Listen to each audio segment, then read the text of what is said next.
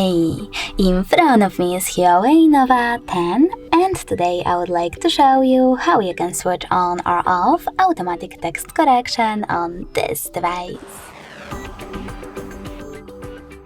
First of all, access Devices Settings, then scroll all the way down. Now you need to select System and Updates, go into Language and Input, and finally Celia keyword. From here, select Input option under Keyword, and finally click on this switcher next to autocorrection. As you can see now, the switcher is gray. That means that autocorrection is disabled.